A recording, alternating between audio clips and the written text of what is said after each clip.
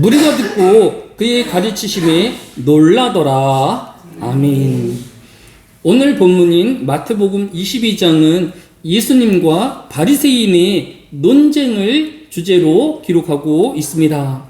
먼저 사두개인들의 주장은 사람의 죽음 이후에 부활이 없다라고 주장하였습니다. 왜 사두개인들은 부활이 없다고 주장하였을까요? 성경학자들은 사두개인들이 부활을 부정한 이유를 BC 2세기경에 사두개 후예임을 자처하는 일부 제사장들에 의하여서 사두개인들이 형성되어진 것을 그 첫 번째 이유로 꼽고 있습니다. 즉 사두개인이라는 것이 구약에서 전통적인 제도가 아닌 서기 주님 오시기 전 100여 년 또 200년 전에 생긴 그런 일시적인 그런 조직이었다라는 것입니다. 이 사두개인들은 당시에 식민지 지배자인 로마에 협력하여서 귀족층을 형성하고 있었기에 자연스럽게 로마 제국의 귀족들의 철학 또 귀족들의 그런 사상들을 똑같이 주장하곤 하였다라는 것입니다. 그 로마 시민들의 또 로마 귀족들의 철학이나 또 죽음 이유에 대해서 어떻게 생각하였는지를 자료를 찾아보니까 우리가 알고 있는 로마 철학자로 알려진 에피쿠로스 철학자인 루크레티우스는 인간은 원자에 와서 원자로 돌아갈 뿐이다 라고 하였습니다. 즉 독일 철학의 가장 유명한 철학자가 사람은 원자로 와서 원자로 돌아가는 거다, 영혼이 존재하지 않는다라고 주장하였고, 그러한 주장이 이 로마 제국의 귀족들과 또 철학자들에게 일반화되어 있었다라는 것을 알 수 있습니다. 그리고 로마 제국은 그리스의 영향을 많이 받았는데 그리스의 한 명의 철학자, 한 명의 대문호를 꼽으라고 하면 호메로스를 꼽을 수 있는데, 이 호메로스는 영혼은 실제가 아니라 죽은 이의 허상이라고 주장하였습니다. 즉 영혼이라는 것은 존재하는 것이 아니라 사람들이 만들어낸 꾸며낸 이야기다라고 이야기하였던 것을 볼 수 있습니다. 따라서 로마 안에서의 최고의 철학자가 또 로마에 가장 큰 영향을 미치는 작가가 부활이 없다라는 주장을 하였고, 이러한 주장이 로마 귀족들과 또 이 로마 제국의 영향을 받은 사람들에게 나타났던 일반적인 현상임을 알 수 있습니다. 무엇보다도 이 명상록의 저자인 마르쿠스 아우렐리우스 로마 황제는 어제는 한 방울의 정의였고 오늘은 시신 아니면 재뿐이다. 삶이란, 인간의 삶이란 얼마나 하찮은가라는 글을 그의 명상록에 남긴 것을 볼 수 있습니다. 로마의 황제조차도 사람이라는 것은 정말 지극히 재와 같은 존재이고 아무런 흔적도 남길 수 없는 존재이다라고 주장하였던 것을 볼 수 있습니다. 이처럼 로마 제국의 철학이 무신론적이고 또 영혼을 부정하였기에 이 로마의 귀족들과 교류하던 사두개인들도 자연스럽게 영혼을 부정한 이런 주장을 내어놓게 되어진 것입니다. 또 오늘 본문 중에 마태복음 22장 31절에 보면 죽은 자의 부활을 논할질 때 하나님이 너희에게 말씀하신 바 나는 아브라함의 하나님이요 이삭의 하나님이요 야곱의 하나님이로다 하신 것을 읽어보지 못하였느냐. 하나님은 죽은 자의 하나님이 아니요 살아있는 자의 하나님이시니라 라고 하였습니다. 성경은 하나님은 어떤 분이신가에 대해서 로마 제국 한때의 하나님이 아닌 온 세상의 창조로부터 지금까지 영존하시는 하나님이심을 교훈하고 있는 것을 볼 수 있습니다. 아브라함이 믿었던 그 하나님이 그 아들 이삭이 믿었던 하나님이시고 또 이삭이 믿었던 하나님이 그의 아들인 야곱이 믿은 하나님과 동일하다라는 것입니다. 시대가 달라지고 또 지역이 틀려지면 믿는 대상이 달라지고 믿는 내용이 달라지는 것이 아님을 우리에게 교훈하여 주고 있는 것을 볼 수 있습니다. 따라서 우리는 우리 신앙이 새로운 것이나 또 남들과 다른 신앙일 수가 없는 것입니다. 처음 아브라함이 믿었던 그 신앙을 그의 자손인 이삭과 야곱이 믿고 그대로 신앙하였던 것처럼 지금의 우리도 그 아브라함의 신앙을 또 이삭의 신앙을 야곱의 신앙을 그대로 고백하고 있음을 우리에게 교훈하여 주고 있는 것을 볼 수 있습니다.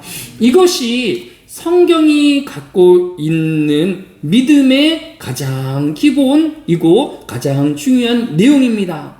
과학과 이 신앙에 다른 점이 있다라고 하면 과학은 앞 세대에 지나간 그런 기술이 후대에 더 좋은 기술이 나타나게 되어지면 이전의 기술은 아무 소용이 없게 되어지는 것입니다.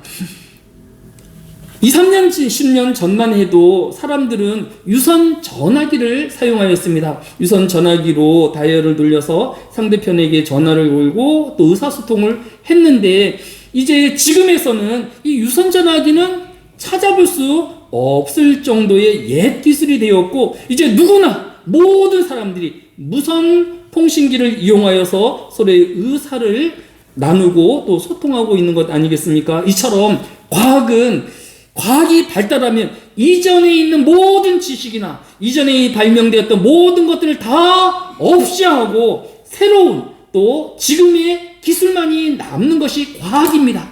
그런데 성경의 신앙은 새로운 주장이 옛 신앙을 덮거나 없애는 것이 아니라 어제의 고백되던 신앙이 오늘의 고백이 되어지고 앞으로 100년 후에 우리 후손들이 고백해야 될 또 후손들이 갖게 될 신앙이 우리와 똑같아야 됨을 오늘 성경 본문인 마태복음 22장 32절이 우리에게 교훈하고 있는 것을 볼 수 있습니다. 하나님은 아브라함의 하나님이시고 이삭의 하나님이시고 야곱의 하나님이시며 또 우리의 하나님이시고 또 우리 후손의 하나님이시며 또 우리 후손들의 하나님이 되시는 분이시기 때문인 것입니다.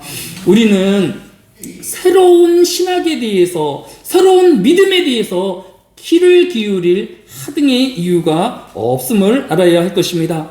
히브리서 13장 8절이 우리에게 그렇게 교훈하고 있지 않습니까? 예수께서는 어제나 오늘이나 영원토록 통일하시니라 라고 교훈하고 있는 것을 볼 수 있습니다.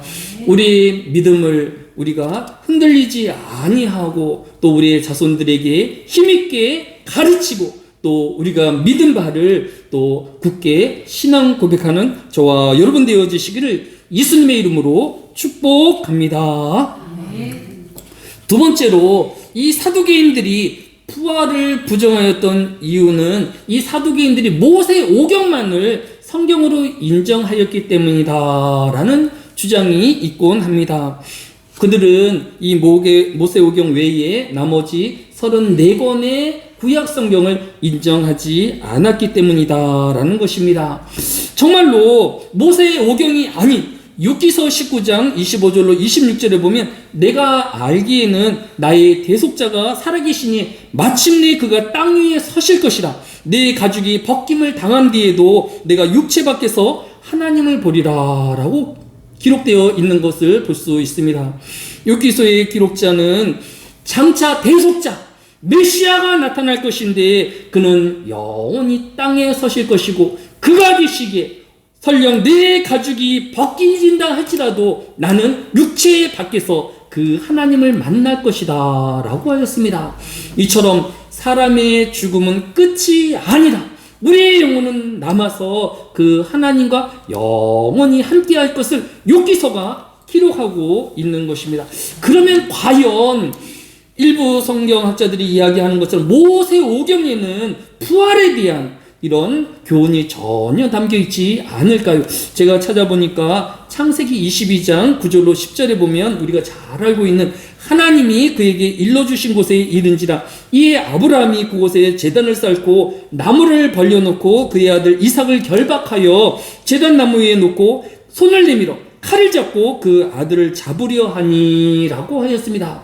우리가 알고 있는 것처럼 아브라함이 하나님의 명령으로 그 외아들 독자를 결박하여서 이제 그 이삭을 제물로 삼으려 했었던 것을 볼 수 있습니다. 어떻게 아비가 하나밖에 없는 독자인 그 아들을 하나님의 제물로 드릴 생각을 할 수 있었을까요? 그 아들이 죽으면 더 이상 하늘의 별과 같이 바다의 모래와 같이 자손을 번성하게 하시겠다는 그 하나님의 약속도 이루어질 수 없을 터인데 말입니다. 아브라함이 100세에 이삭을 얻었는데 이제 이삭이 장성한 나이에 이를 만큼 벌써 15년, 20년이 흘렀습니다. 아브라함의 나이가 벌써 120년이 넘은 이때에 새로운 아들을 갖는 것은 거의 불가능하지 않습니까? 그 이유에 대해서 히브리서 11장 19절이 이렇게 설명하고 있습니다. 그가 하나님의 능히 이삭을 죽은 자 가운데서 다시 살리실 줄로 생각한지라 비유컨대 그를 죽은 자 가운데서 도로 받은 것이니라 라고 하였습니다. 아브라함이 그 아들 이삭을 자신이 다시 낳지 못할 그 외아들임에도 불구하고 하나님의 번제로 드릴 수 있었던 것은 그가 하나님의 명령으로 그 아들의 생명을 끊는다 할지라도 그 생명이 끝이 아니라 하나님은 그 생명을 다시 살리시고 부활하게 하시는 전능의 하나님인 것을 믿었기 때문이다 라고 히브리서가 이 창세기 22장을 설명해 주고 있는 것을 볼 수 있습니다. 따라서 부활의 신앙은 지금 나온 또 일부에 나타나는 것이 아니라 아브라함이 믿었던 부활의 신앙이고 이삭이 믿었던 부활의 신앙이며 야곱이 믿었던 부활의 신앙이고 구약의 성경의 욥기가 또 오늘의 신약 성경의 모든 성도들이 다 하나님의 말씀을 통하여서 부활이 있음을 고백하며 믿는 성도가 되어진 것을 볼 수 있습니다. 우리는 세상의 철학이나 주장에 휩싸일 것이 아니라 하나님 말씀에 기록된 대로 그대로 믿고 그대로 고백하는 저와 여러분 되어지시기를 예수님의 이름으로 축복합니다. 이스라엘에는 전통적으로 기업 물을 자라는 제도가 있었습니다. 레위기서 25장 48절로 49절에 보면 그가 팔린 후에 그에게는 속량받을 권리가 있나니 그의 형제 중 하나가 그를 속량하거나 또는 그의 삼촌이나 그의 삼촌의 아들이 그를 속량하거나 그의 가족 중 그의 살부치 중에서 그를 속량할 것이요 라고 하였습니다. 이스라엘에는 이 기업 물을 자 또 히브리어는 고일이라는 제도가 있는데 형제 중에서 한 형제가 가난하게 되어서 남에게 빚을 지게 되어지거나 또 자신이 노예로 팔려가게 되어지면 그 모든 형제들과 친인척들은 이 기업 물을 책임이 있음을 성경이 기록하고 있는 것을 볼 수 있습니다. 따라서 이렇게 구약의 성경에서의 친척과 가족은 한 형제가 빚을 지거나 노예로 팔려가게 되어지면 그 모든 친척이 그를 다시 빚을 갚아주고 그를 다시 노예 신문에서 대사할 책임이 있음을 우리에게 교훈하여 주고 있는 것을 볼 수 있습니다. 오늘 우리가 가정의 달을 맞이하여서 기도할 것이 무엇입니까?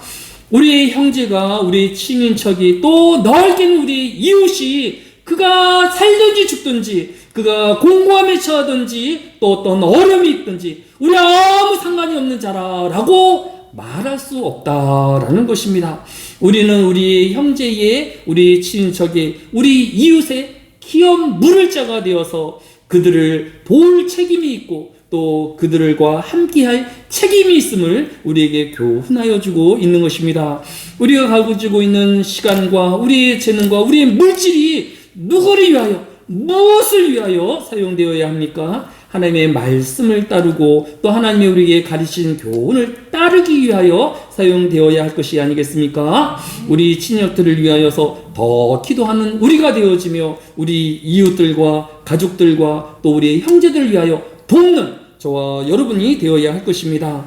디모데전서 5장 8절도 누구든지 자기 친족 특히 자기 가족을 돌보지 아니하면 믿음을 배반한 자요 불신자보다 더 악한 자니라라고 하였습니다. 우리는 우리 가족을 돌보지 아니하여서 믿음을 배반한 자라 불신자라 칭함을 받을 것이 아니라 우리 가족들과 우리 이웃을 위하여 더 기도하며 돕는 함께하는 저와 여러분 되어지시기를 예수님의 이름으로 축복합니다. 사두개인들은 자신의 부활이 없다라는 것을 주장하기 위하여서 한 사람에게 칠형제가 있는데 그 마지가 결혼하였으나 그가 자식을 얻지 못하고 죽어서 둘째가 이 남겨진 아내에게 결혼하였는데 또 둘째도 자녀선을 남기지 못하고 죽었고 셋째가 기업 물을 자가 되었지만 셋째도 자녀를 낳지 못하고 죽게 되어서 마지막까지 이렇게 혼인을 하게 되어지면 이 아내가 천국에서 누구의 아내가 되겠습니까? 라고 묻고 있는 것을 볼 수 있습니다. 이때 예수님은 대답하시기를 마태복음 22장 29절로 30절에 예수께서 대답하여 이르시되 너희가 성경도 하나님의 능력도 알지 못하는 거로 오해하였도다. 부활 때에는 장가도 아니가고 시집도 아니가고 하늘에 있는 천사들과 같으니라 라고 하였습니다.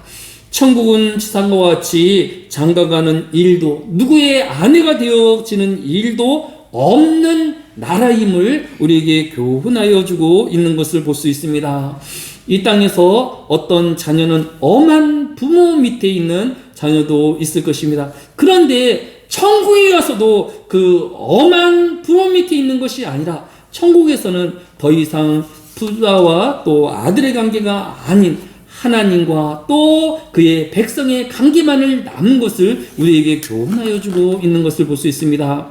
또 이 땅을 살아가면서 또 한 남자의 아내가 되어지고 또 한 여자의 남편이 되어지는데 그 아내와 남편의 관계가 영원한 것이 아니라 이 땅에 살아가는 동안에서의 관계인 것이고 천국에는 또 그 아내와 남편의 관계가 아닌 하나님과 그의 백성의 관계만을 남음을 우리에게 교훈하여 주고 있는 것을 볼 수 있습니다.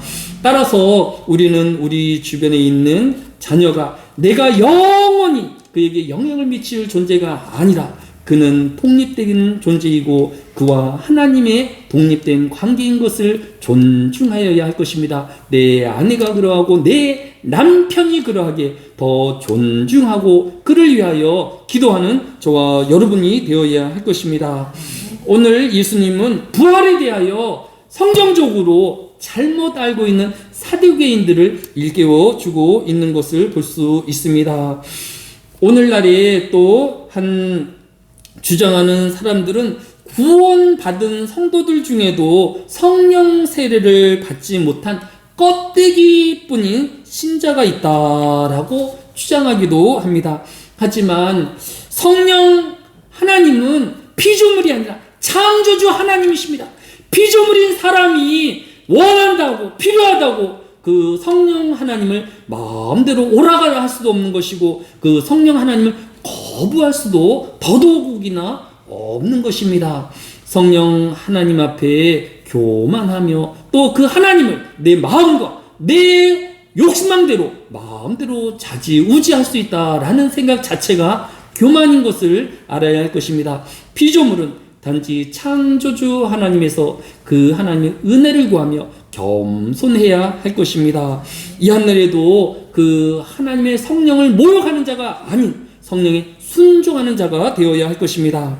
사도행전 8장 20절이 교훈하고 있지 않습니까? 베드로가 이르되 내가 하나님의 선물을 돈 주고 살 줄로 생각하였으니 내 은과 함께 내가 망할지니라 라고 하였습니다.